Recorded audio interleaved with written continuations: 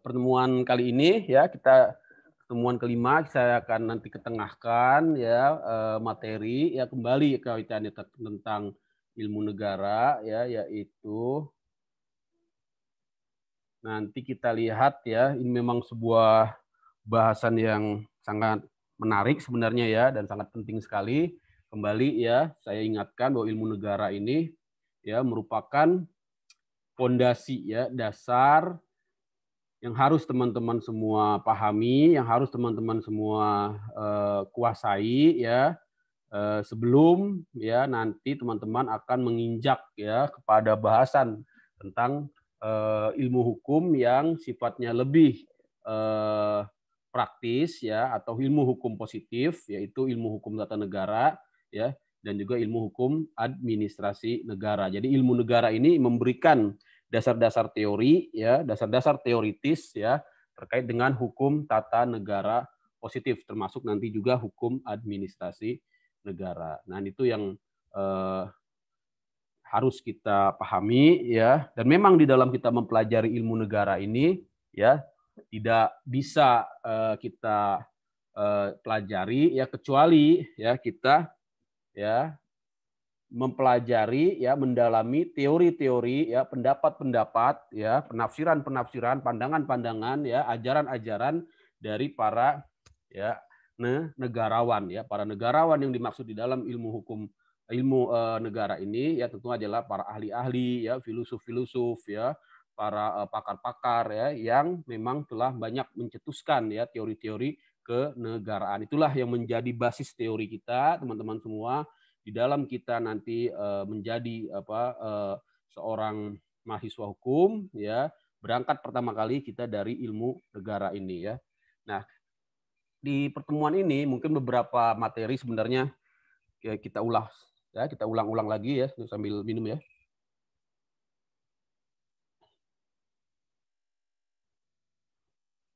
Alhamdulillah.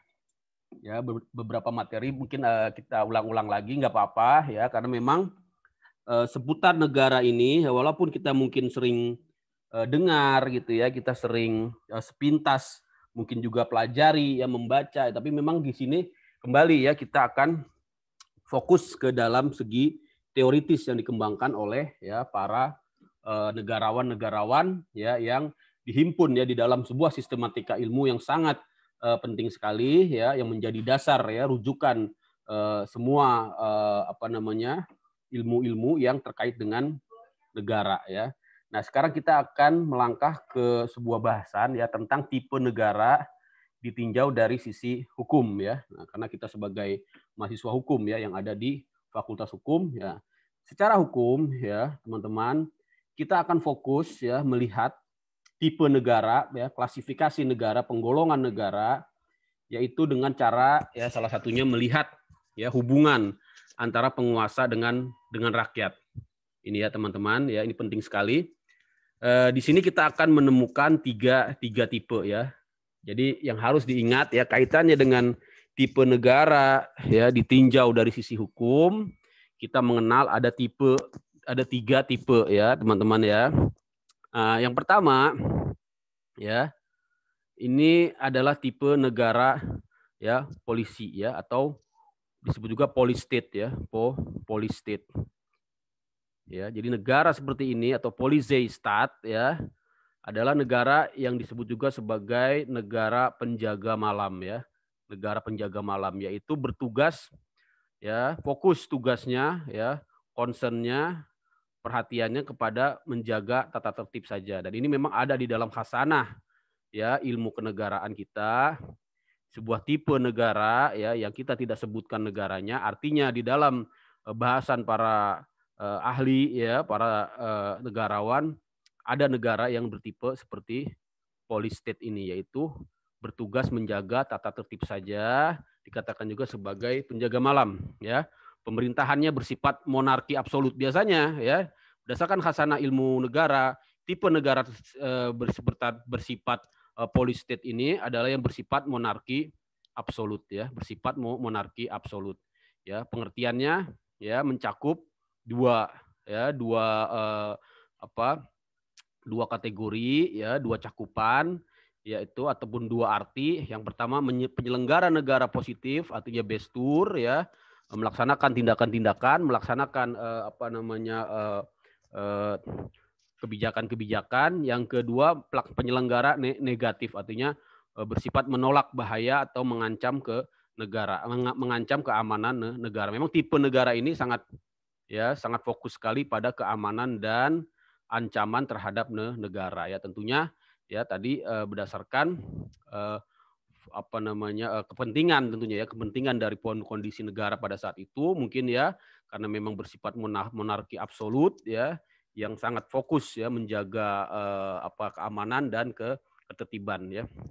Nah, berikutnya ya tipe negara yang kedua, inilah yang seharusnya sudah lebih berkembang lagi dari sekedar tipe negara penjaga malam atau police state tadi ya, yang merupakan ciri khas daripada negara monarki absolut ya, adalah tipe negara hukum. Dan inilah ya seharusnya sebuah negara ya yang disebut juga dengan Reichsstaat. Kita sudah sering dengar Reichsstaat ya, tapi di sini akan kita bahas lebih dalam lagi ya teman-teman.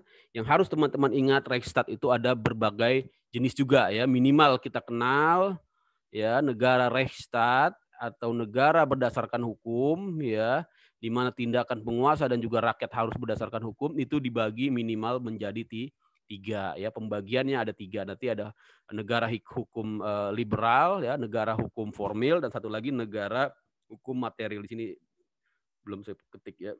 Tipe negara hukum ya material ya, ini yang ketiga ya.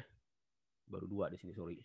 Nah, yang pertama ya teman-teman, tipe negara hukum liberal ya. Jadi dia memang negara hukum juga, artinya terdapat ya peraturan perundang-undangan ya, dan masyarakat ya maupun penguasa juga tunduk kepada hukum, tapi memang di sini berciri khas ya liberalisme. Artinya di sini kaum liberal yang memang ya memiliki dominasi ya, menghendaki ya agar antara ya negara ya dengan masyarakat ya membentuk dulu suatu persetujuan ya dalam pembuatan hukum atau dalam pengaturan ya. Persetujuan tersebut menguasai penguasa. Jadi memang di sini ya ciri khasnya adalah negara liberal, kebebasan individu ya, walaupun memang di sini masih negara yang berdasarkan hukum. Nah, kemudian ya di dalam ilmu negara kita juga harus ingat tipe yang kedua, yaitu tipe negara hukum formil ya. Karena ada juga nanti negara hukum material ya. Intinya apa negara hukum formil ini? Tentunya merupakan negara hukum ya yang mendapatkan pengesahan dari rakyat ya. Kemudian yang dan juga berlandaskan hukum ya. Cuma satu kata kunci di sini mungkin ya yang perlu teman-teman pahami ya, yang perlu teman-teman menjadikan perhatian ya. Di dalam negara hukum formil ini berlaku yang namanya asas legalitas ya, berlaku yang namanya asas legalitas ya teman-teman, yaitu ya sangat dipentingkannya ya landasan hukum ya atas segala ya, tindakan ya terutama tindakan penguasa ya yang memerlukan bentuk hukum tertentu ya. Nah, berikutnya yang ketiga yaitu negara hukum material, masih negara hukum formil. Di sini ada pendapat dari seorang sarjana ya, sarjana Denmark ya, yaitu Stahel ya, dari Denmark ya. Stahel ini sangat terkenal sekali ya di dalam sanah ilmu negara. Dia memberikan ya setidaknya 4 ciri atau 4 unsur yang harus ada ya, yang harus eksis di dalam ciri sebuah negara hukum formil ya, yaitu pertama adanya jaminan terhadap hak asasi manusia ya, HAM, adanya pemisahan kekuasaan, nanti kita kenal juga dengan istilahnya trias politika ya. Jadi pemisahan kekuasaan, trias politika, di mana kekuasaan itu dibagi menjadi politika ya. Dibagi menjadi 3 cabang ya kan, cabang eksekutif, cabang yudikatif, dan cabang legislatif yang masing-masing dikuasai oleh pimpinan yang berbeda ya. dan juga terjadi pemisahan kekuasaan. Berikutnya, ya, pemerintahan didasarkan pada undang-undang, ya, ini ciri daripada negara hukum formil. Yang keempat berikutnya harus ada yang namanya peradilan administrasi. Nah, peradilan administrasi ini, ya, kemarin sudah kita bahas juga, yang dimaksud dengan peradilan administrasi ini adalah suatu peradilan yang dapat, ya, mengadili, ya, menghadapkan para pejabat, ya, para administrator, ya, para pelaksana negara, ya, baik itu eksekutif, ya, maupun bidang-bidang lainnya, ya, yang dia menjalankan tugas negara dapat dihadapkan ke muka peradilan. Jadi tidak hanya terbatas kepada peradilan tata usaha negara saja, ya, sebenarnya, ya. Jadi yang dimaksud dengan peradilan administrasi ini, ya, sebenarnya lebih kepada kemarin kita sudah sebutkan namanya forum privilegiantum, ya, privilegiantum, yaitu suatu forum, ya, atau suatu institusi, ya, atau suatu kondisi, ya, di mana, ya, para pejabat-pejabat, ya, aparatur negara, ya, dapat dihadapkan ke peradilan, ya, untuk mempertanggungjawabkan, ya, tindakan-tindakan, ya, di mata hukum, ya. Sehingga itulah ciri khas daripada negara hukum formil, ya, dan disitulah terletak, ya, suatu kemajuan suatu bangsa, ya, apabila bisa menjamin adanya minimal 4, ya, unsur ataupun kondisi, ya, ini, ya. Nah, yang lebih maju lagi ataupun lebih jauh lagi, ya, lebih berkembang lagi, ya, dari tipe negara hukum formil yang tadi syaratnya 4, ya, 4 unsur tadi, kita juga mengenal yang namanya negara hukum material. Ini sangat luar biasa sekali, ya. Dan negara hukum material ini dikatakan di dalam, ya, ilmu negara merupakan perkembangan, ya, lebih lanjut, ya, dari negara hukum formil. Jadi apabila pada negara hukum formil, ya, seperti tadi kita jelaskan, tindakan dari penguasa harus berdasarkan undang-undang dan berdasarkan asas legalitas, maka dalam negara hukum material ini, ya, sebaliknya, tindakan dari penguasa dalam hal mendesak, tapi, ya, dalam hal mendesak, emergensi, darurat, ya, overmach, ya, force majeure, negara, ya, demi kepentingan warga negaranya dibenarkan untuk bertindak menyimpang dari undang-undang ini, ya, teman-teman, ya, yang di sini disebut dengan asas oportunitas. Tapi, ya, asas oportunitas ini ada tapinya, ya, tidak sembarangan, gitu, ya, menyimpang dari hukum, ya, ada syarat-syaratnya, ya. Nah, syaratnya apa di sini, ya, kita lihat, ya.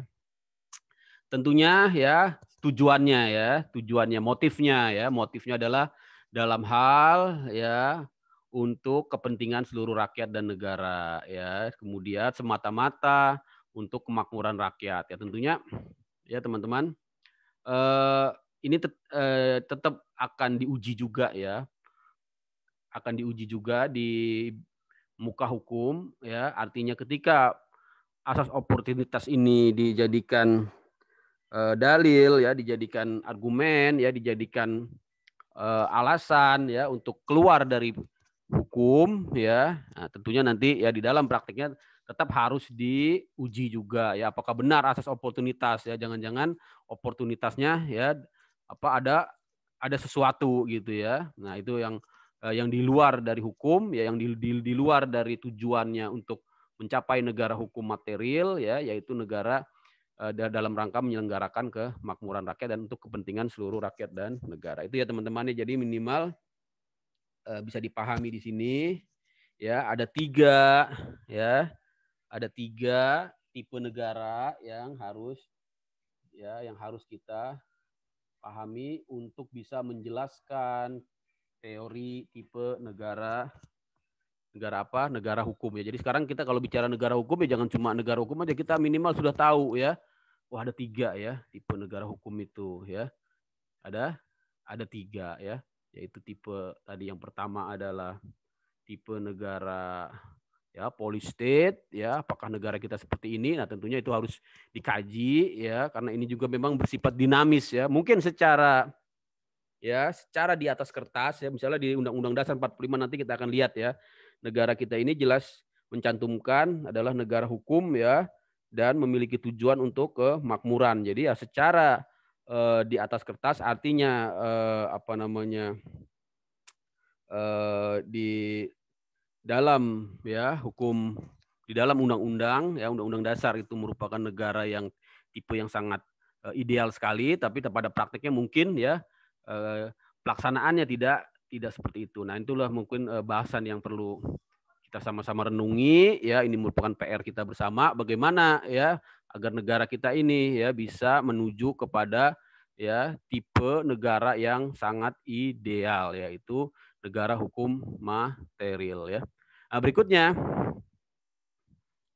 ini juga kembali kita ulas lagi ya teman-teman tentang teori timbulnya negara ya, agar kembali pemahaman ini bisa benar-benar kita pahami, walaupun sebelumnya sudah sering saya ulas ya, sudah sering saya bahas. Kita kembali ingat lagi tentang bagaimana sih timbulnya negara ini ya. Biar kita ingat ya, jangan sampai lupa gitu ya. Karena apa ya? Karena ini sangat penting sekali, sangat fundamental sekali ya, dan sangat menentukan sekali nanti di dalam praktek-praktek kenegaraan, terutama ketika kita ya berkaitan dengan para pengambil kebijakan ya. Mungkin level sekarang belum ya, tapi mungkin nanti suatu saat ya kita akan berada pada situasi itu. Nah, kita harus ingat ya, apa sih yang menjadikan timbulnya negara ya. Nah, di sini kita lihat dulu teori-teorinya ya. Kemarin kan sebenarnya sudah ini ya. Nah, timbulnya suatu negara di sini kita lihat berdasarkan teori yang diambil dari kenyataan ya. Dari kenyataan itu artinya teori-teori yang bersifat sosiologis ya, teori-teori yang bersifat deskriptif, menggambarkan perkembangan sejarah ya timbulnya negara-negara, kemudian dikelompokkanlah ya. Di sini kita melihat ada 3 ya. Ada 3 teori. Yang pertama adalah 2 ya. 3 ya, sorry ya. Teori penaklukan nanti di slide berikutnya. Teori yang ketiga, teori yang pertama ya, yang kemarin juga sudah teman-teman dengar ya dari saya ya, ataupun dari buku-buku, yaitu teori ketuhanan ya. Disebut juga sebagai teokrasi ya. Disebut juga sebagai apa? Teokrasi. Ini ya, teori ketuhanan disebut juga teokrasi ya, teokrasi. Nah, di sini yang perlu kita lihat ya teman-teman ya. Apabila kita sandingkan, apabila kita lihat negara kita, ya sebenarnya unsur teokrasi ataupun teori ketuhanan ini tidak dapat kita negasikan, ya tidak dapat kita tolak, ya karena ya sini kita lihat ya, mengapa tidak dapat kita tolak? Karena di sini terdapat kalimat atas berkat ya rahmat Allah ya yang maha kuasa ya, atau Tuhan yang maha kuasa. Di dalam ya pembukaan ya preambul Undang-Undang Dasar kita ya yang merupakan hukum dasar ya, di sini mengandung ya teori ketuhanan atau teokrasi. Timbulnya negara adalah atas kehendak Tuhan. Segala sesuatu tidak akan terjadi apabila Tuhan tidak memperkenankannya. Nah, ini merupakan teori yang pertama kali ya muncul ya dari timbulnya negara-negara. Nah, kemudian kita juga melihat dalam perkembangannya teori ketuhanan ini memang ya, atau teori teokrasi ini terutama di ya zaman abad-abad pertengahan ya banyak diselewengkan ya, banyak diselewengkan dan hanya dijadikan ya sebagai dasar, sebagai pembenaran, sebagai justifikasi dari tindakan-tindakan ketidakadilan ya, dari tindakan-tindakan kezoliman yang dilakukan oleh penguasa, yaitu oleh raja ya. Biasanya raja ini menggunakan teori teokrasi ini ya, kemudian dia memerintah dengan tirani ya. Nah, muncul teori kedua yaitu teori perjanjian ya, teori perjanjian di mana negara itu timbul karena adanya perjanjian. Nah, ini sudah lebih berkembang lagi dari teori ketuhanan, yaitu teori perjanjian. Perjanjian antar siapa? Yaitu antara ya orang ya, tentunya antara orang ya. Orang itu ya bisa masyarakat ya, orang-orang yang hidup merdeka ya, terlepas satu sama lain tanpa ikatan kenegaraan. Kemudian mereka ini ya merasa perlu ya untuk menjamin ya hak asasinya, menjamin kemerdekaannya, menjamin hak miliknya ya berdasarkan teori perjanjian ini ya. Kemudian dikenal yang namanya homo homini lupus ya menurut Hobbes, yang artinya agar orang yang satu tidak merupakan binatang buas bagi orang yang lain. Artinya itulah perjanjian perikatan yang pertama kali yang disebut juga dengan perjanjian masyarakat atau kontrak sosial ya menurut ajaran Rousseau. Gitu ya teman-teman ya. Nah, perkembangan dari variasi dari teori perjanjian ini ya, variasi dari teori perjanjian ini misalnya dapat juga perjanjian yang sebenarnya ya, artinya benar-benar suatu perjanjian di atas kertas ya, perjanjian hitam di atas putih misalnya antara ya pemerintah dari negara penjajah dengan rakyat jajahannya ya, misalnya kemerdekaan Filipina ya pada tahun 1946 dan kemerdekaan India pada tahun 1947. Itu memang benar-benar suatu perjanjian, tapi sebelum itu ya, kalau kita melihat dari teori terbentuknya negara, yang namanya teori perjanjian itu sebenarnya lebih kepada teori-teori yang bersifat sosial, yaitu teori kontrak sosial ya, menurut siapa? Menurut ajaran Rousseau. Itu ya teman-teman ya. Nah, kemudian kita juga mengenal yang ini memang banyak sekali terjadi terutama di era-era kolonialisasi dan pasca kolonialisasi ya, yaitu teori penaklukan ya. Di mana negara itu timbul ya karena adanya ya serombongan manusia yang menaklukkan daerah dan rombongan manusia lain ya, agar daerah atau rombongan itu tetap dapat dikuasai, maka dibentuklah organisasi yang berupa negara. Itu ya teman-teman, teori penaklukan ini ya sangat masif terjadi di era modern ya, terutama di abad ke-19 ya, dan juga pasca perang ya, perang dunia. Kita lihat misalnya dari teori penaklukan ini ya, kita lihat akan berkembang ya variasi atau turunan-turunan dari ya peristiwa-peristiwa sejarah ya, peristiwa-peristiwa sosial ya yang akan membentuk suatu negara. Misalnya dari teori penaklukan ini ada terjadi pemberontakan ya, di mana suatu negara lain yang menjajah ya memberontak ya, ada pemberontakan terhadap negara lain yang menjajahnya. Misalnya Amerika Serikat itu terbentuk karena teori penaklukan, teori pemberontakan ya, karena Amerika sendiri sebenarnya adalah ya dijajah oleh Inggris ya, wilayah Amerika, kemudian melepaskan diri dengan cara memberontak melalui suatu revolusi ya, revolusi Amerika yang kita kenal ya tahun 1776 sampai 1783. Nah, kemudian juga terdapat yang namanya peristiwa peleburan ya, peleburan atau fusi ya dari teori penaklukan ini, di mana beberapa negara ya bergabung menjadi satu ya, Misalnya Jerman ya, Jerman bersatu.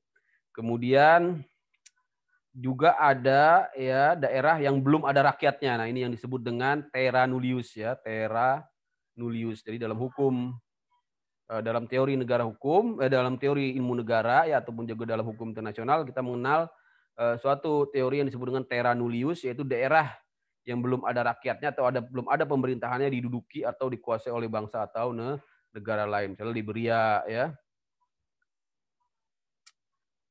Australia juga banyak ya, terutama negara-negara Amerika juga ya, yang kemudian di situ ya dikuasai ya.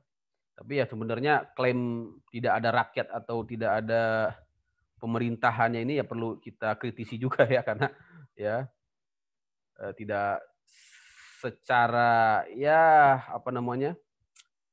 mungkin secara pemerintahan ya yang bersifat modern tidak gitu ya, tapi kan ya negara itu kan sudah ada penduduknya juga ya, dan juga sudah ada suku-suku ya, pemimpin-pemimpin ya, sehingga memang kita lihat ya teori yang ketiga ini pun sebenarnya ya tidak lepas dari yang namanya penaklukan juga dengan cara-cara yang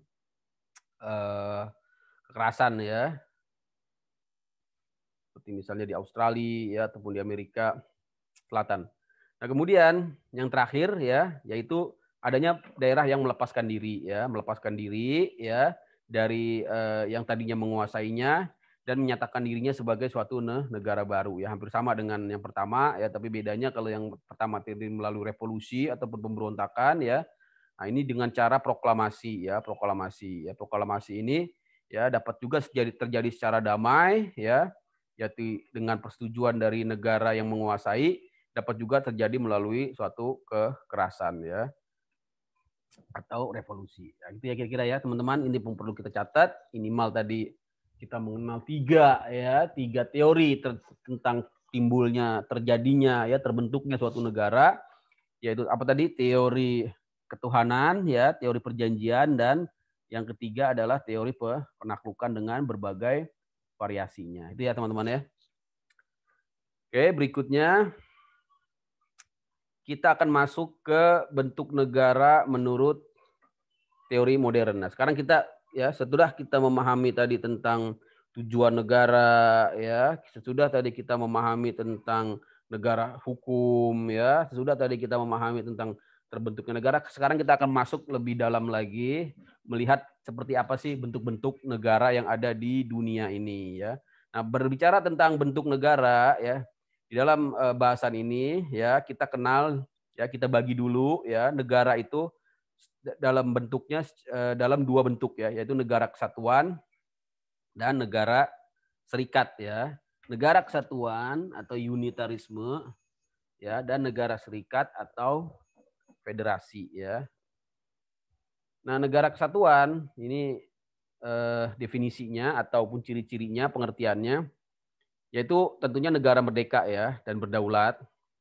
Artinya di mana seluruh negara hanya dikuasai oleh satu pemerintahan, dan pemerintahan yang menguasai tersebut adalah pemerintah pusat ya yang mengatur seluruh daerah. Nah, ini ciri-ciri dari negara kesatuan.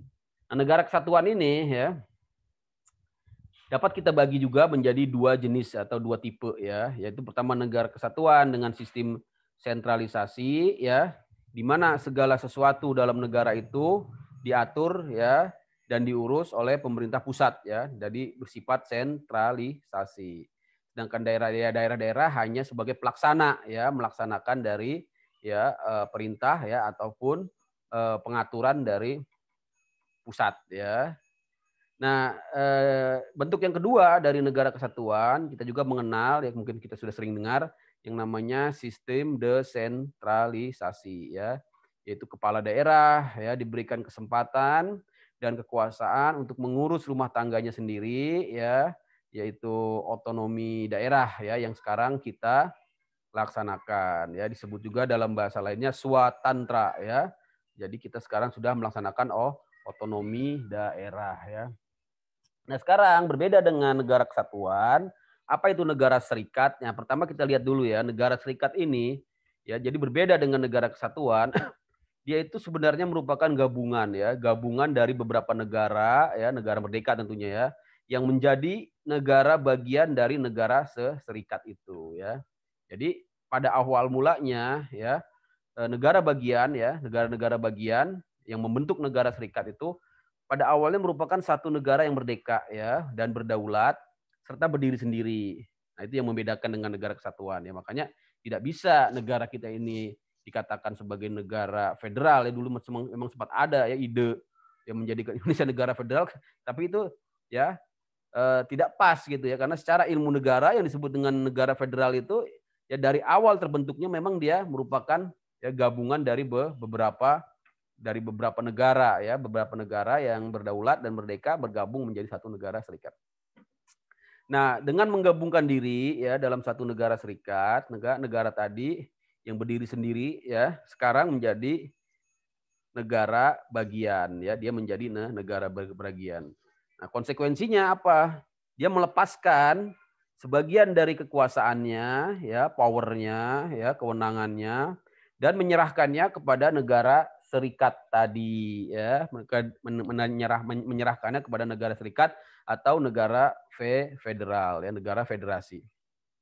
Nah, kekuasaan yang diserahkan itu bersifat limitatif ya. Jadi hanya sebagian kecil sebenarnya yang diserahkan. Nanti dapat saya katakan misalnya masalah hubungan luar negeri ya, masalah pertahanan ya, bisa juga masalah keuangan, yaitu nanti tergantung dari kesepakatan ya ataupun kondisi di masing-masing negara serikat ya. Tapi yang dapat kita catat di sini ya, kekuasaan yang diserahkan ke negara serikat ya atau negara federal ini bersifat limitatif karena yang diserahkan itu hanya sebagian ya atau limitatif tadi ya.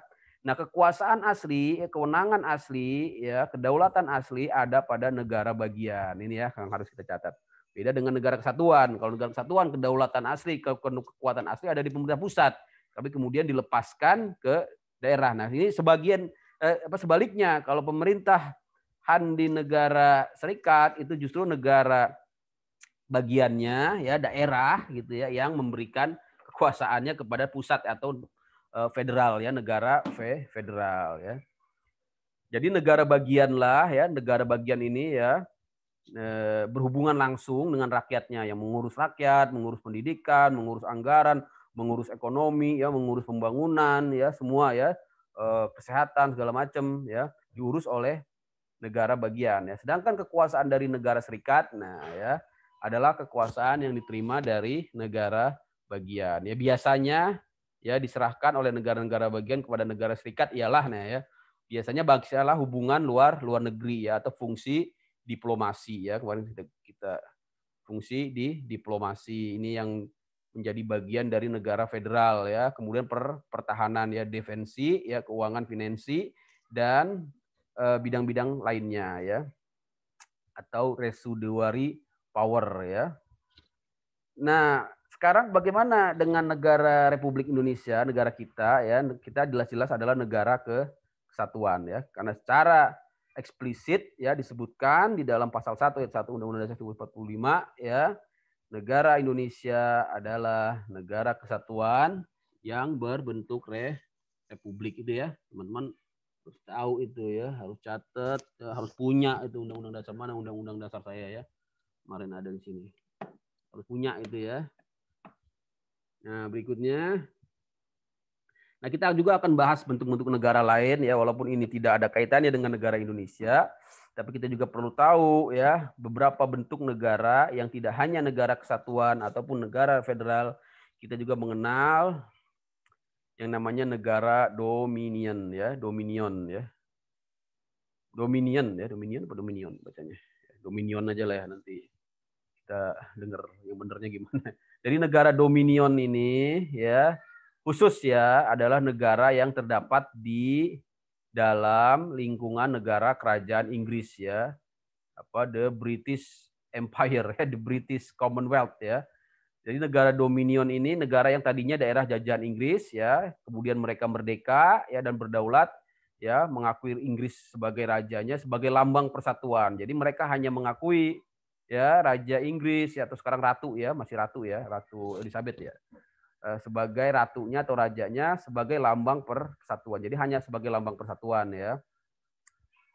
Nah, negara dominion ini tergabung, ya, tadi namanya adalah The British Commonwealth of Nations, negara-negara persemakmuran, ya, atau kesemakmuran.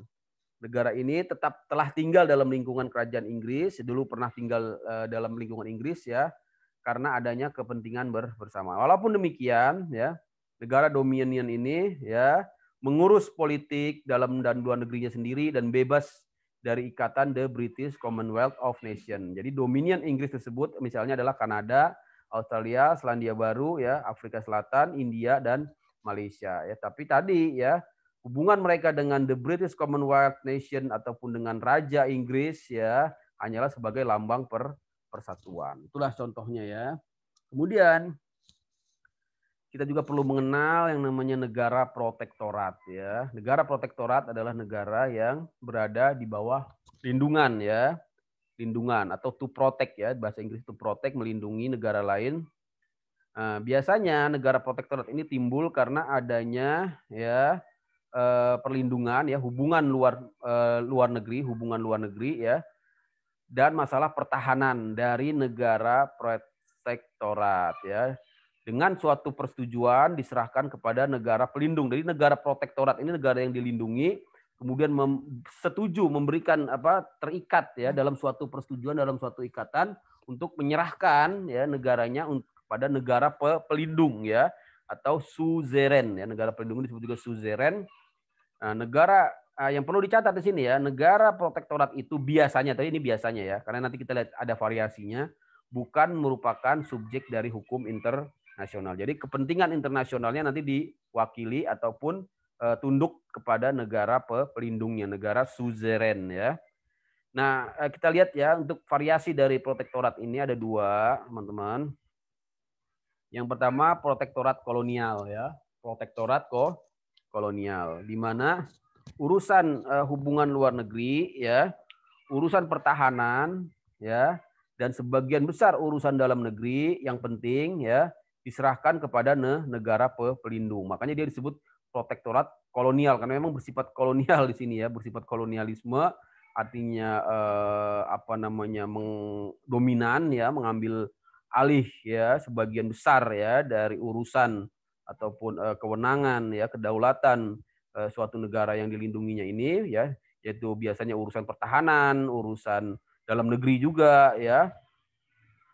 Sehingga ya negara protektorat kolonial ini ya tidak menjadi subjek hukum internasional ya. Nah, yang kedua ya variasi dari negara protektorat ini ya disebut juga dengan protektorat internasional ya, artinya dia merupakan subjek hukum internasional ya, artinya negara suzerennya tidak lagi mewakili ataupun apa namanya mencegah ya apa namanya tidak bisa menggantikan negara protektorat untuk menjadi subjek hukum di dalam dunia di dalam hukum internasional. Ya, misalnya ya Mesir dengan Turki, tapi ini masa lalu ya di tahun 1917 ya, karena di sekitar tahun 1930-an gitu ya. Ini sudah lepas ya, sudah lepas 1930-an atau ya ketika Turki juga jatuh ya kan apa namanya kekuasaannya ya. Mengapa Mesir ini menjadi negara protektorat di bawah Turki? Karena pada saat tahun ini ya tahun 1917 ini ya kita tahu bahwa Turki ya bersama juga dengan Inggris ya ikut membebaskan Mesir ya dari ya penjajahan ya kolonialisasi Prancis ya, sehingga untuk itu maka diadakan perjanjian protektorat ini antara Mesir dengan Turki. Selain itu kita juga mengenal ya di negara lain Zanzibar ya yang merupakan protektorat dari Inggris, kemudian Albania ya protektorat dari Italia ya. Sedangkan ini peristiwa sejarah ya. Sekarang semuanya kayaknya sudah berpisah ya, artinya sudah tidak lagi menjadi protektorat ya. Nah, kemudian kita juga mengenal ya bentuk negara lain yang disebut dengan negara uni ya, bukan uni ya, uni. Uni sama UDA nanti ya pasangannya. Negara uni ini yang paling kita kenal ya, misalnya Uni Soviet gitu ya. Tapi kan sekarang sudah berpisah ya menjadi Rusia dengan negara-negara pecahannya ya. Nah, yang perlu kita pahami dan secara definisi yang dimaksud dengan negara uni ini adalah dua atau lebih negara yang masing-masing merdeka dan berdaulat, mempunyai satu kepala negara yang sama ya. Apabila negara itu mempunyai alat kelengkapan bersama ya yang mengurus kepentingan bersama juga ya yang telah ditentukan lebih dahulu, maka terdapatlah uniril. Jadi ada ya definisi yang kedua, definisi apa namanya variasi daripada negara uni ini, yaitu uniril, artinya tidak hanya kepala negaranya yang saja yang sama, tapi alat-alat kelengkapannya sama ya, artinya perdana menterinya, parlemennya sama. Kemudian ada juga ya yang disebut dengan unipersonil ya. Jadi kalau unipersonil ya itu hanya kepala negaranya saja yang sama. Jadi dalam sejarah ya, tapi ini sudah sejarah masa lampau juga ya, kebanyakan sekarang sudah tidak berjalan lagi. Misalnya Uniril ya, Austria dengan Hongaria. Kemudian unipersonil itu adalah Belanda dengan Luxembourg. Ya, tentunya kondisi kekinian nanti kita harus cek lagi ya. Mana yang masih tergolong uni ya, mana yang sudah tidak, dan juga perkembangan yang terbaru.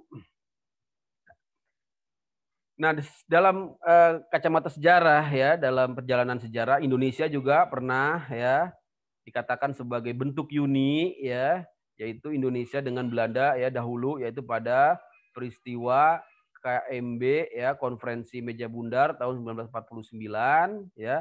Tapi di sini dikatakan Uni Indonesia Belanda hasil dari KMB 1949 ya, berdasarkan literatur ya itu bukanlah uniril ya, artinya tidak memiliki satu kepala negara yang sama ya kan, tidak memiliki alat perlengkapan apa namanya negara yang sama ya, sehingga bukan uniril dan juga bukan uni personil ya. Jadi disebut ada satu uni yang baru lagi disebut dengan uni sui generis, artinya uni yang khusus gitu ya.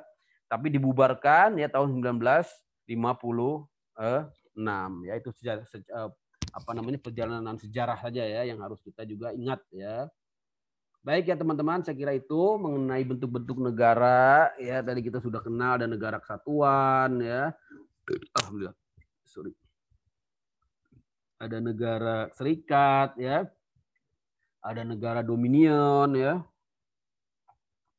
Ada negara protektorat. Kemudian ada negara uni ya. Dan juga uni sui generis ini ya yang sejarah Indonesia. Nah, kemudian kita juga kembali ingat ya, kembali pahami, kembali kita flashback ke mata kuliah kita yang lalu-lalu tentang kedaulatan negara. Ini sebenarnya ada kaitannya dengan ya teori terbentuknya negara ya, termasuk juga ya ini nanti akan ada kaitannya dengan teori ya tujuan negara ya. Mengapa teori kedaulatan negara ini penting? Agar ya kembali kita menjadikan ini sebagai basis teori ya di dalam nanti kita ya masuk ke dalam hukum tata negara ataupun ya bidang hukum lain yang terkait dengan hukum publik ya, bisa hukum tata negara ya, bisa hukum publik, ya, bisa juga hukum administrasi negara. Nah, kedaulatan ini ya yang perlu kita pahami ya di dalam ilmu negara adalah kekuasaan tertinggi ya dalam suatu negara ya, yang berlaku terhadap seluruh wilayah dan segenap rakyat dalam negara itu. Nah, itu disebut dengan kedaulatan. Jadi kekuasaan penuh ya untuk mengatur ya wilayah negara tanpa campur tangan dari pemerintah negara lain. Nah, ini yang harus kita pahami ya, dan menjadi nanti telaah kita bersama ya, sebenarnya di mana sih letak kedaulatan suatu negara ya. Teorinya sudah ada, tinggal nanti kita ya jadikan teori ini sebagai pisau analisa ya, istilahnya pisau analisa ya, sebagai tolok ukur ya, sebagai kriteria di dalam kita memandang ya tentang kedaulatan suatu negara ya. Untuk lebih jelasnya kita langsung saja kepada teori-teori yang membahas tentang kedaulatan negara. Jadi ada beberapa teori ya.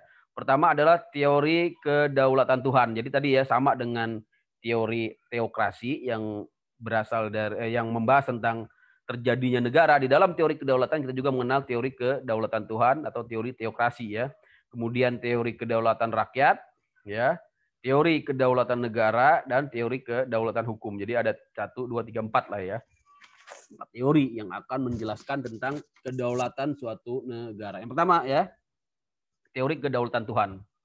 Jadi sama tadi seperti teori teokrasi ya, dari namanya kita sudah tahu ini memang memandang bahwa kekuasaan tertinggi itu dari Tuhan ya. Penganjur teori ini ya, penganjurnya ini ya, Thomas Aquinas ya, Augustinus ya, dan lain-lain ya, yang memang ini berasal dari kalangan religi ya. Penganjur teori ini berpendapat ya bahwa dunia beserta segala isinya hasil ciptaan Tuhan ya.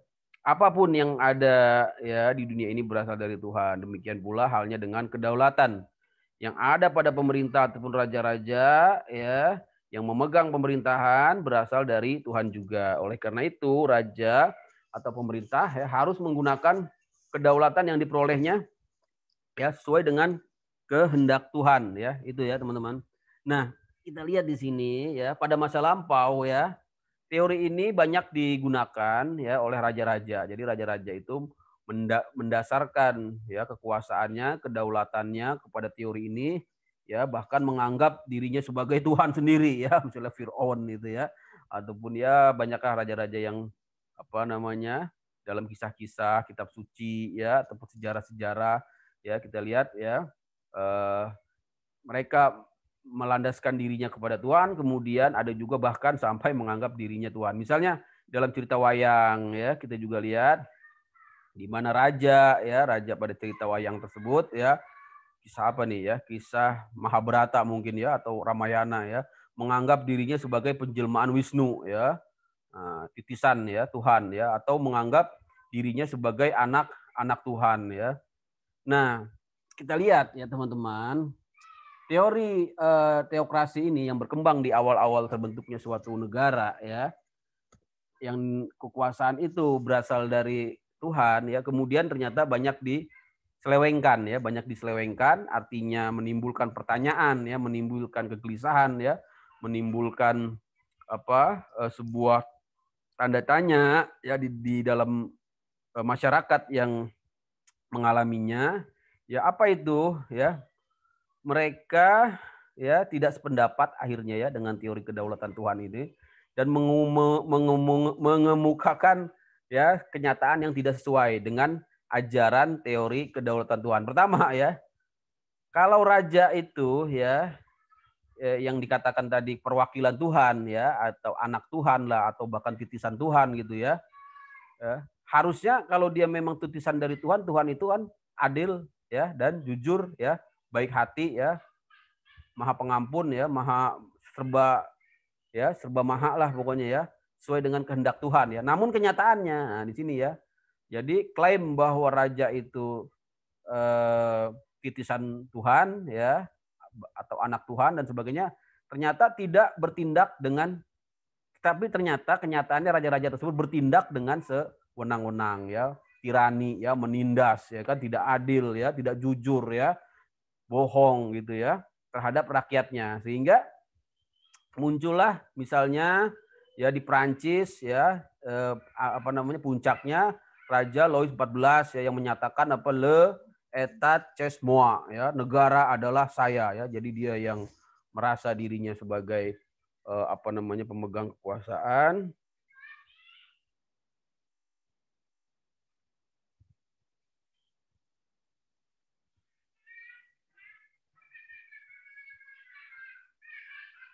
Itu ya.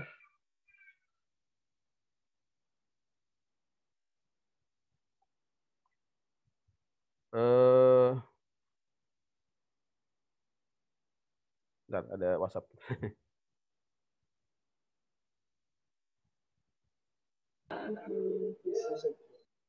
Oke, lanjut ya. Sorry. Nah, kemudian kembali masalah teori ketuhanan tadi ya, juga mendapatkan suatu penentangan ya.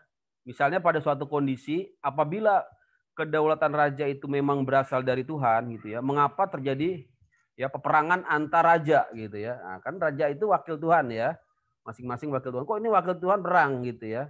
Nah, jadi yang wakil Tuhan yang mana? Kan dua-duanya sama-sama raja gitu ya. Nah, bagaimana dengan raja yang dapat mengalahkan ya raja yang lain? Nah, di situ juga menimbulkan tanda tanya. Akhirnya ya situasi ini ya, dan berbagai fakta-fakta sejarah tadi ya menimbulkan keraguan-raguan ya, dan mendorong timbulnya alam pikiran baru ya, yang memberikan tempat kepada pikiran manusia yang disebut dengan teori Renaissance ya, atau teori Renaissance ini pembaruan lah gitu ya, kebangkitan gitu ya, pencerahan gitu ya, di mana alam pikiran baru itu ya juga ya ada di dalam bidang kenegaraan, melahirkan suatu paham baru, yaitu tentang bahwa kedaulatan itu berasal dari rakyat ya, teori kedaulatan rakyat sebagai ya perlawanan terhadap teori kedaulatan Tuhan ya, sehingga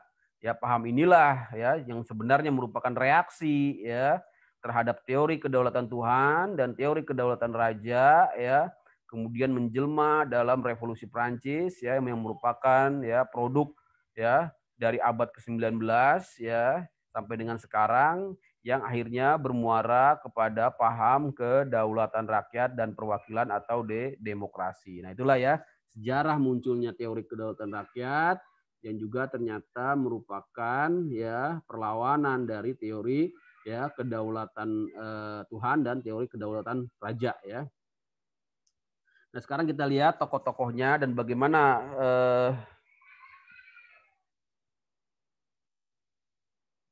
bagaimana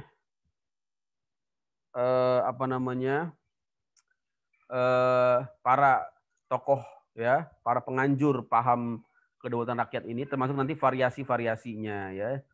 Jadi minimal kita kenal ya 3 tokoh besar ya yang mencetuskan teori kedaulatan rakyat, yaitu Rousseau ya, Montesquieu dan John Locke, ini bukan Joe ya, John Locke ya.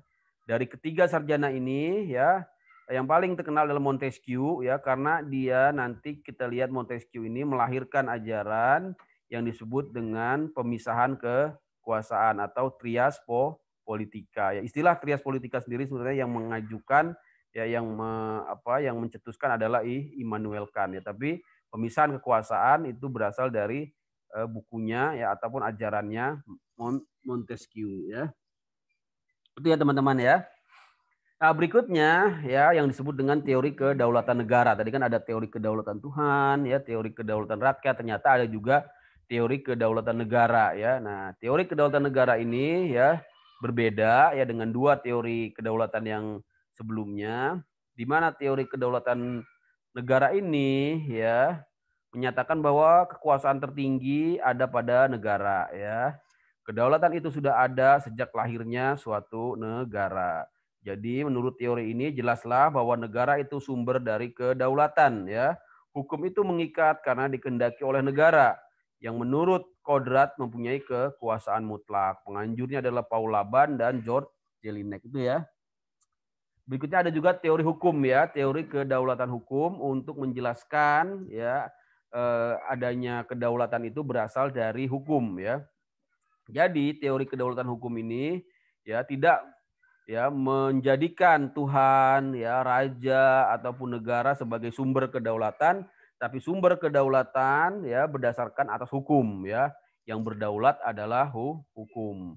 Baik pemerintah ya maupun rakyat ya memperoleh kekuasaan itu dari hukum ya. Maka penganjurnya dari teori ini adalah Hugo de Groot ya, Crabbe dan Immanuel Kant dan juga Leon de Guit. Nanti kita akan lihat ya pendapat-pendapat masing-masing tokoh.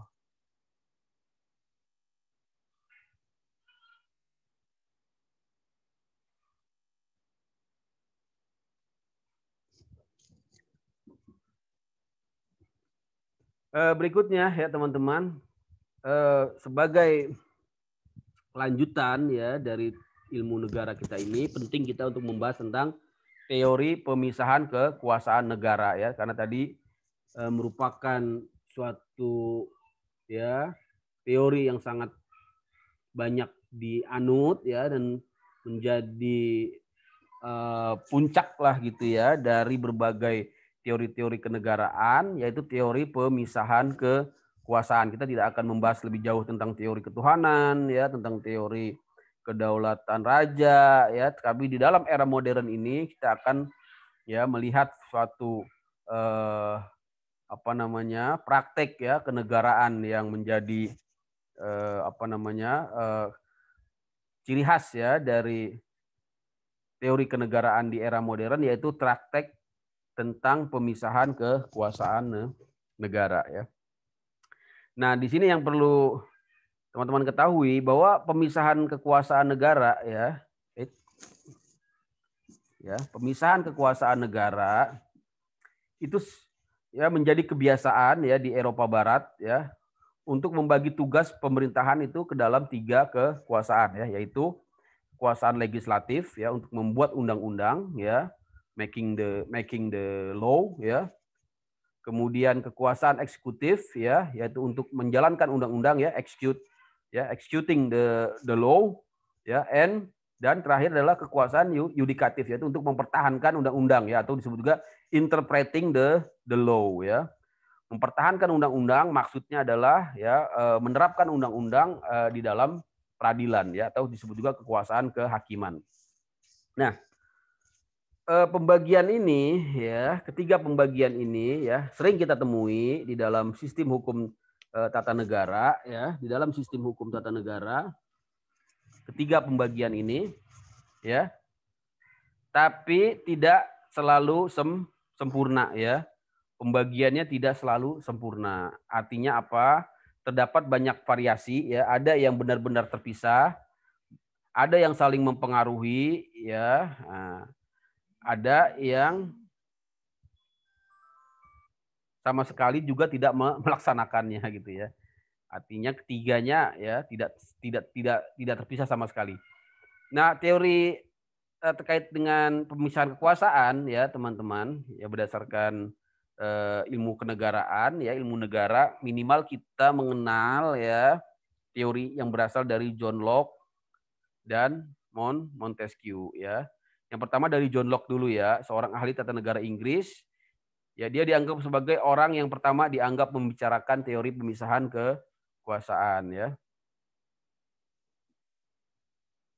Nah, kita lihat ya, ajaran John Locke yang pertama kali di tahun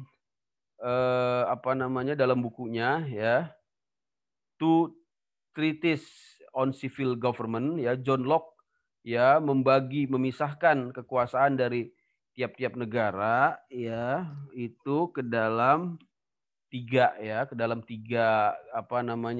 kekuasaan. Nanti kita lihat bedanya dengan teorinya Montesquieu ya teman-teman ya. Yang pertama adalah kekuasaan legislatif. Nah, ini sih sama nanti dengan Montesquieu ya.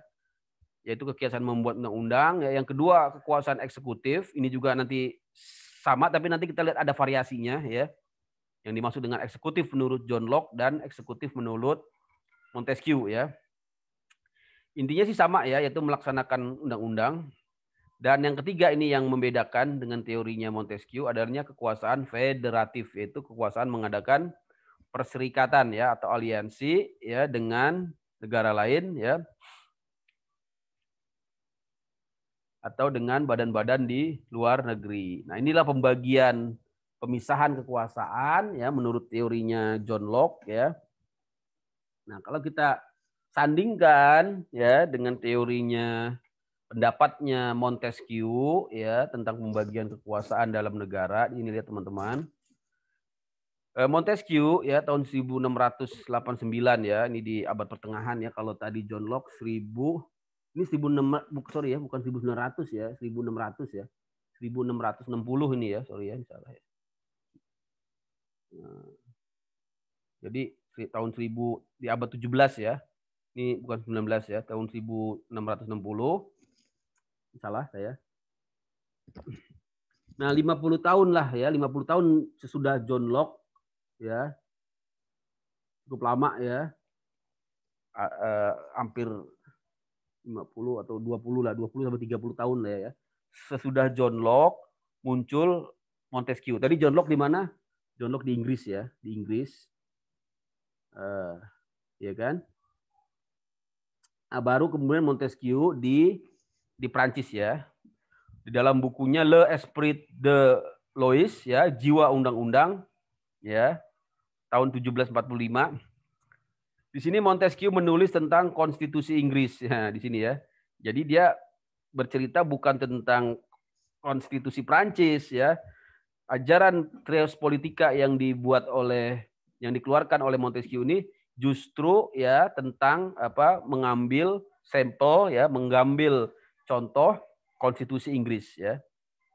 Yang antara lain mengatakan di dalam bukunya ya Montesquieu menyatakan dalam kekuasaan ya di dalam pemerintahan Inggris, konstitusi Inggris ya, setiap pemerintahan itu terdapat 3 jenis kekuasaan ya. Yaitu kekuasaan legislatif, ya eksekutif dan yudikatif. Nah, menurut Montesquieu, ketiga jenis kekuasaan itu harus terpisah ya. Baik fungsi maupun alat-alatnya, ya organ-organnya. Tadi ya legislatif, eksekutif dan yudikatif. Ini yang membedakan ya dengan teorinya John Locke. Kalau John Locke kan legislatif, eksekutif dan federatif. Di mana letak perbedaan di sini ya? Fungsi yudikatif ini ya kalau berdasarkan John Locke ini masuk ke dalam fungsinya eksekutif ya kalau menurut John Locke ya. Sedangkan John Locke menambah ada fungsi federatif ya yang sebenarnya fungsi federatif itu kalau menurut bukunya Montesquieu dia masuk ke dalam kekuasaan eksekutif. Jadi di situ variasinya ya yang harus teman-teman ingat-ingat ya antara John Locke dengan Montesquieu di dalam cabang kekuasaan yudikatif dan cabang kekuasaan federatif ya. Nah, kemudian pertanyaannya ya teman-teman, apakah sebenarnya trias politika itu ya, jadi di sini cukup panjang penjelasannya, ini saya singkat aja. Intinya adalah pemisahan kekuasaan negara, the separation of power ya, dikenal sebagai trias politika ya, atau politik tiga serangkai ya, yaitu dikeluarkan ya oleh Immanuel Kant. Istilahnya tidak ada Immanuel Kant, tapi ajarannya berasal dari ajarannya Montesquieu dan John Locke tadi ya, di mana menurut trias politika itu ya, dalam tiap pemerintahan harus ada 3 jenis kekuasaan ya, yang tidak dapat dipegang oleh satu tangan saja, melainkan masing-masing kekuasaan itu harus terpisah ya. Itu ya teman-teman.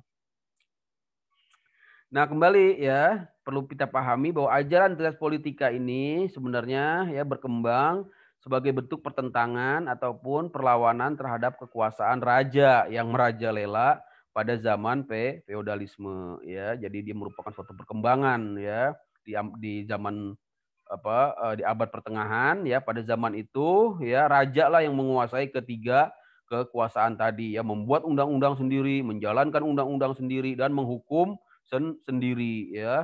Segala pelanggaran atas undang-undang yang dibuatnya dijalankan oleh raja tersebut, dan mengadilinya dengan mengadili oleh raja-raja sendiri ya. Nah, sehingga raja tersebut memonopoli ya atas ketiga kekuasaan tersebut. Misalnya adalah semboyannya Raja Louis ya 14 ya, negara adalah saya ya, kekuasaan mana berlangsung hingga di abad ke-17 ya. Nah, setelah pecah revolusi Prancis ya tahun 1789, barulah paham tersebut ya, paham tentang kekuasaan yang bertumpuk di tangan raja lenyap ya, kemudian muncul gagasan baru yang dipelopori oleh Montesquieu atau ajaran trias politika. Itu ya teman-teman ya. Sekarang kita akan bahas satu-satu. Yang pertama legislatif ya. Legislatif ini adalah ya, mengapa dia sangat penting? Dia sangat penting sekali ya, bahkan termasuk yang paling penting. Mengapa? Sekarang jika undang-undang ya tidak diletakkan pada satu lembaga tertentu atau legislatif, nanti kemungkinan kekuasaan untuk membentuk undang-undang ya harus terletak pada kekuasaan untuk kalau tidak ada suatu lembaga ya yang khusus membentuk undang-undang, maka nanti ya di dalam negara demokrasi ya, yang peraturan perundang-undang yang mana negara demokrasi itu kedaulatannya di tangan rakyat ya, maka nanti rakyat akan membentuk undang-undang sendiri-sendiri ya. Tentunya hal tersebut tidak mungkin ya, maka dibentuklah Badan Perwakilan Rakyat ya, yang di sini kekuasaannya hanya ya menyusun undang-undang saja ya, dinamakan dengan legislatif ya. Karena tadi pentingnya kenapa? Karena ya undang-undang ini merupakan tiang ya, ibarat tiang yang menegakkan hidup ya rumah tangga negara, dan juga sebagai pedoman ya, pedoman hidup bagi masyarakat dan negara ya, pedoman arah ya, petunjuk ya, guidance ya, peta ya, bagaimana ya negara ini ya, masyarakat ya, pemerintah menjalankan negaranya. Nah, yang kata kuncinya dari lembaga legislatif ini ya, hanya berhak untuk mengadakan undang-undang saja. Tidak boleh ikut-ikutan melaksanakannya gitu ya, merangkap gitu ya. Dia yang bikin undang-undang, dia juga yang melaksanakan, ikut-ikutan gitu ya. Itu nggak boleh ya. Di dalam teori kenegaraan, legislatif fungsinya hanya berhak untuk menjalankan atau untuk membuat undang-undang saja, bukan menjalankan undang-undang itu. Untuk menjalankan undang-undang itu, maka haruslah diserahkan kepada badan lain untuk melaksanakan undang-undang, yakni eksekutif. Itu ya teman-teman ya. Berikutnya kita bahas tentang eksekutif ya. Kita bahas tentang eksekutif. Jadi kekuasaan untuk menjalankan undang-undang ya, executing the law ya. Executing the law. Dipegang oleh kepala negara ya. Kepala negara ini tentu tidak dapat dengan sendirinya menjalankan undang-undang ya. Maka ya kepala negara ya melimpahkan kekuasaannya atau mendelegasikan kepada pejabat-pejabat negara atau pejabat pemerintahan ya, yang bersama-sama dengan presiden merupakan suatu badan pelaksana undang-undang atau badan eksekutif ya. Badan inilah yang berkewajiban menjalankan kekuasaan eksekutif.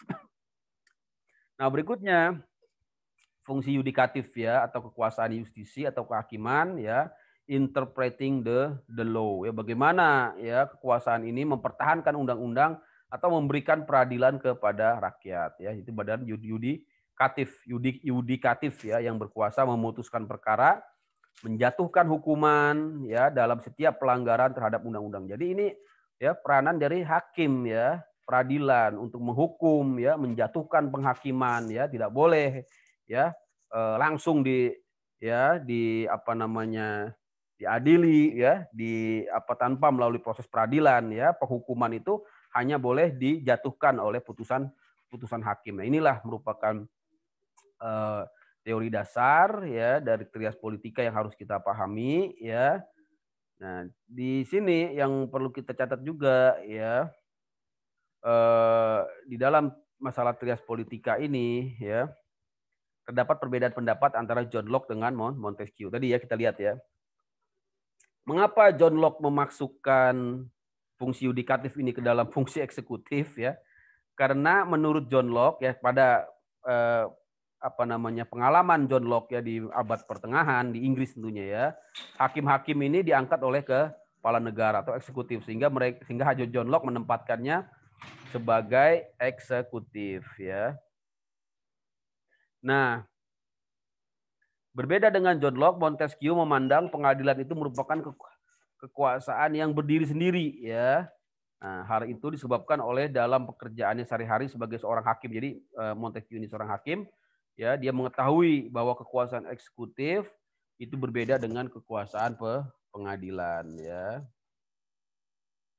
Sebaliknya kalau kita lihat John Locke ya menempatkan ya fungsi tersendiri ya di dalam trias politika yang namanya fungsi federatif di luar dari kekuasaan eksekutif. Sedangkan Montesquieu ya memasukkan federatif ini ke dalam fungsi eksekutif. Saya kira itu ya.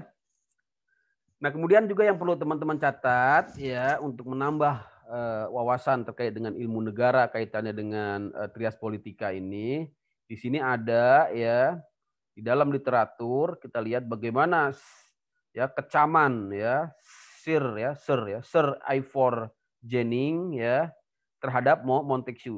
Jadi bukunya Montesquieu tadi ya, El Spirit bukunya tentang kekuasaan negara tadi ya, Le Spirit des Lois ya, bukunya Montesquieu itu yang kita tadi sudah ulas, yang sangat luar biasa sekali ya, mengulas tentang negara yang sangat ideal, yang katanya merupakan potret dari negara Inggris, ternyata dikecam ya ataupun dibantah ya, ditentang oleh seorang profesor ya, ahli hukum tata negara ya dari Inggris ya,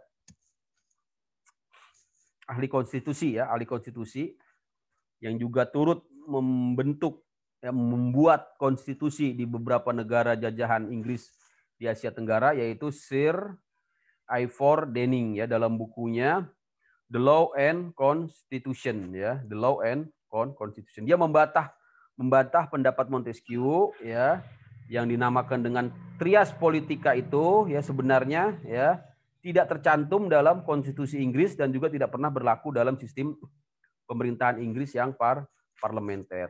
Nah, sekarang mengapa Montesquieu ini menulis seperti itu? Di sini kita lihat latar belakangnya ya.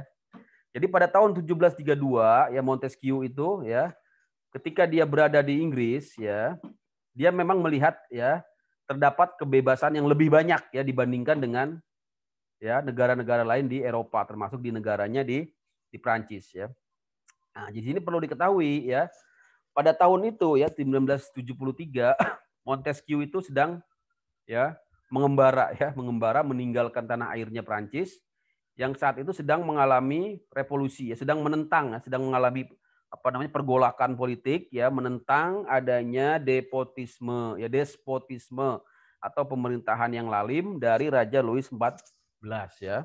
Nah, oleh karena itu ya ia menulis buku tentang negara Inggris yang sebenarnya agak berlainan dengan keadaan yang sebenarnya berlaku di Inggris ya. Latar belakangnya adalah Montesquieu ya ingin menggulingkan kekuasaan absolut yang ada pada waktu itu di Prancis. Jadi dia membuatlah buku yang sebenarnya merupakan kondisi yang sangat ideal sekali, yang juga tidak sebenarnya benar-benar terjadi di Inggris. Dia hanya ingin memberikan semacam sebuah pemikiran gitu ya. Nah, dengan mengambil contoh yang sebenarnya contohnya pun tidak benar-benar ada gitu ya, karena di debat dibantah oleh Sir Ivor Dennings. Itu kira-kira teman-teman ya. Untuk kita bisa paham, ini sisanya untuk ini aja, menambah wawasan kita agar kita paham ketika kita berbicara tentang trias politika, oh ada variasinya, oh ada pertentangannya ya. Ada variasi pendapat, ada juga berbagai pertentangan dari para ahli. Nah, di sini ya kita sekarang akan dalami lebih jauh lagi tentang pendapat ya Profesor Jennings ya, Sir Ivor Jennings tadi, tentang pemisahan kekuasaan dan pembagian kekuasaan. Prof Jennings ya, ahli konstitusi dari Inggris tadi ya, membedakan ya antara pemisahan kekuasaan ya. Jadi ada pemisahan kekuasaan dalam arti material dan ada pemisahan kekuasaan dalam arti formil ya.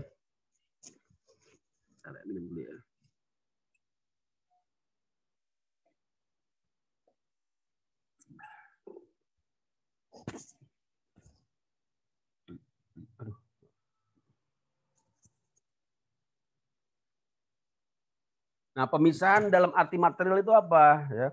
Pemisahan kekuasaan dalam arti material ialah ya ketika pembagian kekuasaan itu ya dipertahankan dengan tegas dan jelas ya, dan tugas-tugas kenegaraan ya dengan jelas memperlihatkan adanya pemisahan kekuasaan ya kepada 3 bagian, yaitu legislatif, eksekutif, dan yudikatif. Jadi intinya pemisahan kekuasaan dalam arti material apabila ya pemisahan kekuasaan itu terjadi dengan tegas dan jelas. Beda dengan pemisahan kekuasaan dalam arti formil ya. Artinya hanya bersifat formalitas, yaitu jika pembagian kekuasaan itu tidak dipertahankan, tidak dilaksanakan, tidak dijalankan ya, tidak dibagi dengan jelas dan tegas ya. Itu ya teman-teman ya. Nah, sekarang kita melangkah ke pendapatnya Profesor Ismail Suni yang merupakan salah satu begawan ya ilmu tata negara ya. Saya kira sekarang sudah almarhum ya beliau ya, karena ini dulu sangat sangat kenal sekali ya sebagai pakar hukum tata negara, Profesor Dr. Ismail Suni ya dalam bukunya ya Pergeseran Kekuasaan Eksekutif ya menyimpulkan bahwa pemisahan kekuasaan dalam arti material yang tadi artinya yang benar-benar sangat tegas itu disebut juga dengan separation of power ya, pemisahan kekuasaan. Sedangkan dalam arti formil yang artinya tidak benar-benar dipisah secara tegas itu disebut sebagai division of power ya. Nah, contohnya apa? Ismail Suni berpendapat ya, pemisahan kekuasaan dalam arti material artinya yang tegas benar-benar terpisah itu paling banyak ya hanya terdapat di Amerika Serikat ya. Jadi Amerika Serikat ini ya. Sedangkan di Inggris dan Soviet ya pemisahan kekuasaannya dalam arti formil ya. Dengan kata lain di Amerika Serikat separation of power ya. Sedangkan di Inggris dan Uni Soviet adalah di division of power ya. Itu ya teman-teman ya. Sedangkan dicatat ini ya. Akan tetapi ya walaupun trias politika ini di negara lain tidak dilaksanakan secara konsekuen. Jadi kita lihat variasinya ya, tidak selamanya ya seperti itu. Misalnya di Amerika Serikat ya, seperti di Amerika Serikat itu adalah separation of power ya. Namun nanti kita lihat di berbagai negara berbeda-beda ya. Nah, sekarang pertanyaannya bagaimana dengan Indonesia ya, prinsip pemisahan kekuasaannya seperti apa yang ada di dalam Undang-Undang 45. Nah, di dalam sistem Republik Rakyat, ya, kalau kita lihat sistem Republik Rakyat, ya, misalnya di Eropa Timur, ya, dan Tengah, ya, ini adalah sistem yang menolak sama sekali prinsip pemisahan kekuasaan. Jadi memang masih bersifat, ya, masih bersifat kedaulatan yang bersifat kekuasaan terpusat, ya, masih bersifat kekuasaan terpusat, ya, menolak sama sekali prinsip pemisahan kekuasaan ya di negara-negara rakyat, artinya Republik Rakyat ya, di Eropa Timur tentunya negara-negara sosialis ya, komunis. Nah, maka Undang-Undang Dasar 1945 ya kalau kita lihat secara eksplisit ya menyatakan ya di dalam pasal-pasalnya tersendiri ya sudah mengatur mengenai perlengkapan-perlengkapan negara yang 3 itu ya. Tetapi di sini kita lihat ya tidak menekankan kepada pemisahannya. Nah, ya. Misalnya kita lihat ya di dalam bab-bab Undang-Undang Dasar 45 menyebutkan dalam bab 3 tentang kekuasaan pemerintahan negara atau eksekutif, bab 7 tentang DPR, bab 9 tentang kehakiman ya. Dengan demikian Undang-Undang 45 sebenarnya tidak menganut pemisahan dalam arti material atau separation of power ya. Sebagaimana yang ada di Amerika, tetapi di sini memisahkan kekuasaan dalam arti formil yaitu division of power, karena pemisahan kekuasaan itu tidak dipertahankan secara prinsipil. Jadi jelaslah ya berdasarkan ya ilmu kenegaraan kita memahami Undang-Undang 45 hanya mengenal division of power bukan separation of power. Saya kira itu ya. Nah, terakhir ini ya teman-teman, lagi dan lagi tentang tujuan bernegara. Karena ini pada puncaknya ya setelah kita tadi mempelajari tipe-tipe negara ya, kita mempelajari tentang teori-teori kedaulatan negara ya, kita mempelajari tadi terakhir sekali tentang trias politika ya. Nah, kita harus ingat-ingat ya apa teori-teori yang berhubungan dengan tujuan negara ya. Jadi untuk mencapai tujuan negara ya setiap manusia perlu bernegara ya. Kita lihat ya. Kenapa negara itu ada ya? Karena negara itu adalah suatu organisasi kekuasaan dari manusia-manusia atau masyarakat ya yang merupakan alat yang akan dipergunakan untuk mencapai tujuan bersama. Jadi harus ada tujuan bersama ya. Nah, tapi kita lihat di sini tiap-tiap negara mempunyai tujuannya ya. Tujuan satu negara ya dengan negara bisa berbeda ya. Nah, kita lihat di sini ya, ada berbagai macam tujuan misalnya untuk memperluas kekuasaan ya, semata-mata ya, untuk menyelenggarakan ketertiban seperti tadi kita lihat ada police state ya, ada welfare state ya, atau untuk mencapai kemakmuran umum ya. Nah, ajaran-ajaran yang membahas tentang tujuan negara kita akan ketengahkan ya di pemaparan saya yang terakhir ini ya. Saya akan singkat aja karena waktunya udah 5:30 juga ya. Yang pertama ajaran Plato ya. Plato ini intinya sangat ideal sekali ya kalau menurut saya ya. Karena di sini mengajarkan tujuan negara itu adalah memajukan kesusilaan manusia. Ya, bahasanya seperti ini, memajukan kesusilaan manusia artinya peradaban ya, memajukan peradaban, harkat, martabat ya, sehingga individu-individu dan makhluk sosial ini ya menjadi individu yang berkembang ya. Jadi tujuannya ada ke arah tujuan yang memajukan kesusilaan manusia. Nah, berikutnya ada juga ajaran negara kekuasaan yang harus kita pahami ya. Artinya di sini ajaran yang dicetuskan oleh Machiavelli dan Sang Hyang ya, yang tujuannya hanya memperluas kekuasaan semata-mata ya. Bahkan di sini terdapat sebuah jargon yang saya rasa sangat bertentangan ya dengan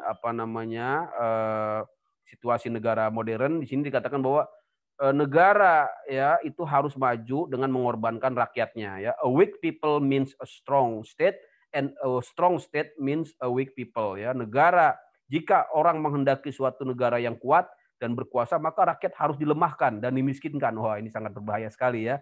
Teori-teori seperti ini tapi ada di dalam perjalanan sejarah teori kenegaraan dan tentunya ini harus kita waspadai, jangan sampai teori-teori seperti ini yang pada prakteknya berkembang ya di dalam negara kita yang tadi seharusnya menggunakan ajaran teori negara kemakmuran ya. Berikutnya teori teokrasi ya, juga tadi sudah sering kita bahas ya, dan juga kita sebenarnya tidak sepenuhnya menegasi teori ini karena di dalam Undang-Undang Dasar kita pembukaan sudah jelas-jelas secara eksplisit menyatakan ya berdasarkan ya rahmat Tuhan ya, kekuasaan Tuhan yang Maha Kuasa. Kemudian juga ada yang namanya negara polisi ya, police state ya, yang semata-mata menjaga keamanan dan ketertiban saja ya. Ini juga harus kita pahami dengan lebih luas karena negara tidak hanya semata-mata untuk keamanan tapi juga kesejahteraan dan lain-lain sebagainya. Kemudian ajaran negara hukum tadi juga kita sudah ingat ya, yang harus kita pahami dari ajaran negara hukum ini selain tadi variasinya ada negara hukum formil, negara hukum material ya, termasuk juga negara hukum liberal ya. Di sini ada ya. Apa sih kata kunci dari negara hukum ini? Semua orang tanpa kecuali harus tunduk dan taat pada hukum ya. Equality before the law, hanya hukumlah yang berkuasa dalam negara itu. Government not by man, ya, tapi by law, ya, rule of law, ya, bukan rule of man, ya, ataupun rule of power, ya. Apapun yang akan terjadi, keadilan hukum harus ditegakkan. Rakyat tidak boleh bertindak sendiri, tidak boleh main hakim sendiri, ya, tidak boleh main hakim sendiri, dan hakim pun tidak boleh main sendiri-sendiri, ya. Gitu ya, memang ini sangat filosofis dan idealis sekali, ya, tapi ini harus kita pegang di dalam kita mempelajari, ya, ilmu negara. Saya kira itu, ya. Terakhir, ya, ini harus kita ingat adanya negara kesejahteraan, welfare state, ya, atau social welfare state, yaitu negara dipandang hanya sebagai alat belaka yang dibentuk manusia untuk mencapai tujuan, yaitu apa? Tujuan bersama, kemakmuran, keadilan sosial bagi seluruh rakyat Indonesia. Inilah yang harus sama-sama kita wujudkan, ya, teman-teman. Nah, dikaitkan dengan Undang-Undang Dasar 1945 di negara kita jelas bahwa di dalam Undang-Undang 45 ditegaskan tujuan negara Republik Indonesia adalah memajukan kesejahteraan umum, mencerdaskan kehidupan bangsa, ikut melaksanakan ketertiban dunia berdasarkan kemerdekaan, perdamaian abadi, dan keadilan sosial. Selain itu, di dalam penjelasannya dikatakan bahwa negara Indonesia adalah negara hukum, ya, Rechtsstaat, tidak berdasarkan kepada kekuasaan belaka atau Machtsstaat, ya. Jelaslah bahwa Indonesia adalah suatu negara hukum yang bertujuan membentuk suatu masyarakat adil dan makmur berdasarkan Pancasila, yaitu negara hukum, negara kesejahteraan, atau welfare social service state. Ya, saya kira itu, ya. Terakhir sekali ini, terima kasih atas perhatiannya, teman-teman. Ya, saya kira ini sudah cukup, ya, pertemuan kita yang ke-5, ya. Semoga ini bermanfaat. Nanti akan saya share, ya, filenya. Ini teman-teman yang hadir juga. Terima kasih. Saya biasa, ya, saya foto dulu, ya, karena ini udah mau hadir, ya. Suatu perjuangan juga gitu, ya. Baik, terima kasih. Silakan teman-teman bisa live, ya. Nanti biasa saya akan share materinya dan juga nanti akan saya share rekamannya. Jadi buat teman-teman yang belum hadir bisa melihat, nanti tinggal ditunggu, ya, UTS dan UAS-nya, ya.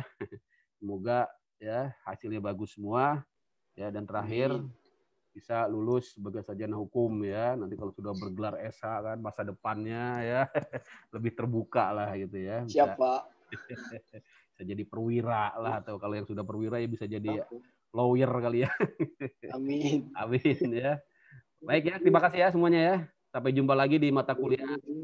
Coba Banyak juga sih megang mata kuliah, ya. Terima kasih. Ya, assalamualaikum warahmatullahi wabarakatuh. Selamat sore. Sampai jumpa lagi. Ya, terima kasih. Ya.